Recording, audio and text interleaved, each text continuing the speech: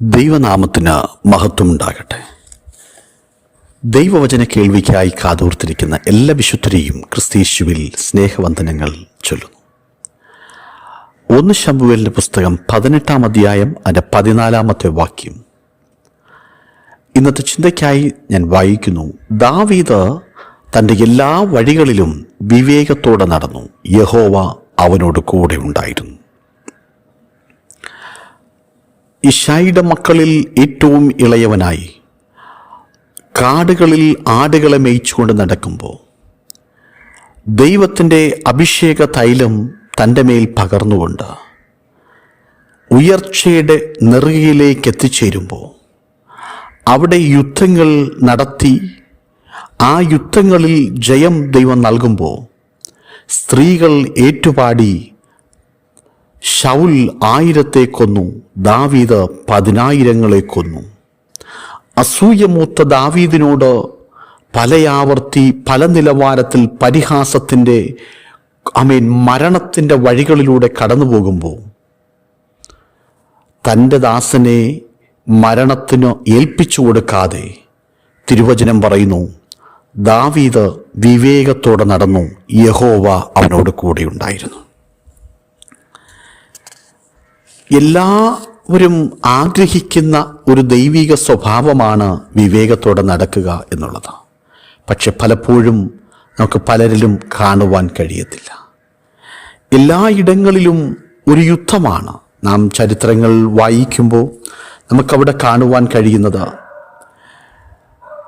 വിനോബ ഭാവയോട് ഒരിക്കൽ ഇപ്രകാരം ചോദിച്ചു, തീവ്രമായ ഒരു കേസിൽ പെട്ടു നിൽക്കുമ്പോൾ അങ്ങ് എന്താണ് ഇതിനെക്കുറിച്ച് പറയുന്നത്? ഒരു കോടതി കേസ് വന്നു കഴിഞ്ഞാൽ അങ്ങയുടെ അഭിപ്രായം എന്ത് എന്ന് ചോദിക്കുമ്പോൾ അദ്ദേഹത്തിൻ്റെ മറുപടി ഇങ്ങനെയാണ്, ഒരു കേസുണ്ടായാൽ ആരാണ് ജയിക്കുന്നത്? രണ്ടാളും പരാജയപ്പെടുന്നു. ഇല്ല, ഒരാൾ ജയിക്കുന്നു. ഒരാൾ ജയിക്കുമ്പോൾ മറ്റേയാൾ പരാജയപ്പെടുന്നു. ആ കാരണം കൊണ്ട് തന്നെ ജയിച്ചയാൾ പരാജയപ്പെട്ടു കഴിഞ്ഞു. സമ്പൂർണ്ണ വിജയത്തിന് പരിഹാരമാകാത്ത ഏകപക്ഷീയ വിജയം മാനവരാശിയുടെ പരാജയമാണ്. അതായിരുന്നു വിനോബാജിയുടെ ഭാഷ്യം. പ്രിയരെ, നമ്മുടെ ജീവിതത്തിൽ എല്ലായ്പ്പോഴും വിവേകത്തോടെ നടക്കുവാൻ ദൈവം നമ്മളെ പഠിപ്പിക്കുമ്പോൾ, സാഹിത്യകാരന്മാരിൽ വളരെ സൗന്ദര്യമില്ലാത്ത ഒരു സാഹിത്യകാരനാണ് ബർണാഡ് ഷാ. ബർണാഡ് ഷായോട് ആ കാലഘട്ടത്തിൽ വളരെ സുന്ദരിയായൊരു സിനിമാ നടി തൻ്റെ മുൻപിൽ വന്നിങ്ങനെ ആഗ്രഹം പ്രകടിപ്പിച്ചു, എനിക്ക് അങ്ങയെ വിവാഹം ചെയ്യണം എന്ന ആഗ്രഹമുണ്ട്. അദ്ദേഹം ചോദിച്ചു, എന്താണ് ഭവതി അങ്ങനെ ഉണ്ടാകാനുണ്ടായ കാരണം? നടി മറുപടി പറഞ്ഞു, എൻ്റെ സൗന്ദര്യവും അങ്ങയുടെ ബുദ്ധിശക്തിയുമുള്ള ഒരു കുട്ടിയെ ലഭിക്കുന്നുവെന്ന് ഞാൻ ആഗ്രഹിക്കുന്നു. ബർണാഡ് ഷാ വളരെ വിവേകത്തോടെ മറുപടി ഇപ്രകാരം പറഞ്ഞു, തിരിച്ച് എൻ്റെ സൗന്ദര്യവും നിന്റെ ബുദ്ധിയുമുള്ള ഒരു കുട്ടിയാണ് ജനിക്കുന്നതെങ്കിൽ ആ അവസ്ഥ എന്താകും? പക്ഷേ ആ മറുപടി കേട്ട് നടി ഒന്നും മിണ്ടിയില്ല. ഇതാണ് പ്രിയരെ, പലപ്പോഴും നാശകരമായ പലവിധമായ അനർത്ഥങ്ങളിൽ, ആപത്തുകളിൽ, ബന്ധങ്ങളിൽ ചെന്ന് ചാടാതിരിക്കുവാൻ നമുക്ക് വിവേകം തരുന്ന ഒരു ദൈവമുണ്ട്. വിവേകത്തിൻ്റെ വഴിയിലൂടെ ദാവീദ് നടന്നു പോകുമ്പോൾ ദാവീദിന് ശത്രുക്കൾ അനവധിയാണ്. പക്ഷേ എന്നാൽ ആ ദാവീദിന് തൻ്റെ കൂടെ ദൈവമുണ്ടായിരുന്നു എന്നുള്ളതായിരുന്നു ദാവീദിൻ്റെ ഏറ്റവും വലിയ വിജയം. ശൗലിന് സിംഹാസനമുണ്ട്. ദാവീദിന് കൂടെ നടക്കാൻ തൻ്റെ സഹോദരങ്ങൾ പോലുമില്ല. ദാവീദ് ഒരിക്കൽ ഇപ്രകാരം പറഞ്ഞു, എൻ്റെ അപ്പനും എൻ്റെ അമ്മയും എന്നെ ഉപേക്ഷിച്ചു, എങ്കിലും യഹോവ എന്നെ ചേർത്തു.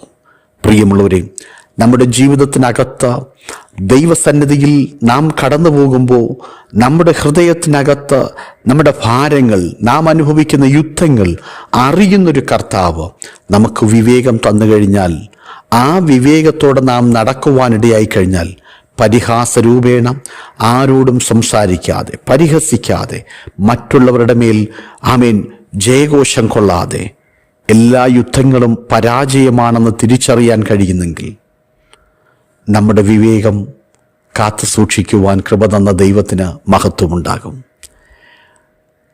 അങ്ങനെ വിവേകത്തോടെ നടക്കുവാൻ നമുക്ക് കഴിയണം. യേശുവിൻ്റെ അടുക്കൽ മറ്റേത് തൊഴിലിലും വിട്ടുകഴിഞ്ഞാൽ ഒരു പരാജയമാണ് ഉണ്ടാകുക എന്ന് തിരിച്ചറിഞ്ഞ യാക്കോബിൻ്റെ, യോഹന്നാൻ്റെ അമ്മയുടെ ആഗ്രഹം വളരെ വിവേകപൂർവമായ ഒരാഗ്രഹമായിരുന്നു. എൻ്റെ മക്കൾ അങ്ങയുടെ സന്നിധിയിൽ ഒരാളിടത്തും ഒരാൾ വലത്തുമിരിക്കണം. എത്രയോ മാതാപിതാക്കൾ മക്കളെ ദൈവത്തെ കാണിക്കുന്നതിന് പകരം അവരെ ഈ ലോകത്തിൽ സമ്പന്നരാക്കി മാറ്റാൻ വെമ്പലോടെ നെട്ടോട്ടമോടുമ്പോൾ നാം അറിയുന്നില്ല നാം ചെന്നു ചാടുന്നത് വിവേകമില്ലാത്ത വഴികളിലാണെന്ന്. നോക്കൂ, അവസാനം ഏതെങ്കിലും ഒരു പരാജയത്തിൻ്റെ, വേദനയുടെ, ദുഃഖത്തിൻ്റെ അനുഭവങ്ങളിലൂടെ കടന്നുപോകേണ്ടി വരുന്നു. ദൈവത്തിൻ്റെ സന്നിധിയിൽ നിൽക്കേണ്ട തലമുറകൾ പലപ്പോഴും പാപത്തിൻ്റെ തലമുറയായിത്തീരുന്നു. ശാപങ്ങൾ ഏറി നടക്കേണ്ടി വരുന്നു. കണ്ണുനീരുകൾ തുടയ്ക്കാൻ കഴിയാത്ത നിലവാരത്തിൽ ജീവിതത്തിൽ കണ്ണുനീർ ഉണ്ടാകുന്നു. പക്ഷേ നാം ദൈവത്തിൻ്റെ സന്നിധിയിൽ വിവേകത്തോടെ നാം നടക്കുന്നുവെങ്കിൽ ഒരിക്കലും ലജ്ജിച്ചു പോകുവാൻ നാം സേവിക്കുന്ന ദൈവം നമ്മെ അനുവദിക്കത്തില്ല.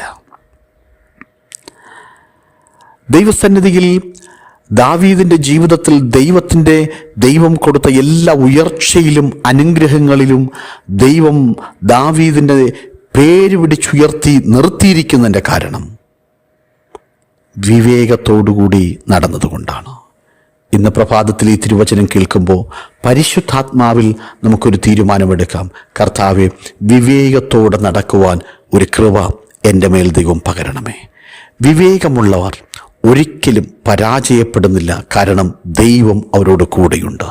ദൈവമുണ്ടെങ്കിൽ ലോകത്തിൽ ആർ നമുക്കെതിരായി വന്നാലും വിവേകം തന്ന ദൈവം കൂടെയുണ്ടെങ്കിൽ നമ്മുടെ ജീവിതത്തിൽ വിജയത്തിൻ്റെ, അനുഗ്രഹത്തിൻ്റെ നിമിഷങ്ങളായിരിക്കും. സർവശക്തനായ ദൈവം ഈ തിരുവചനങ്ങളാൽ നമ്മെ അനുഗ്രഹിക്കുമാറാകട്ടെ.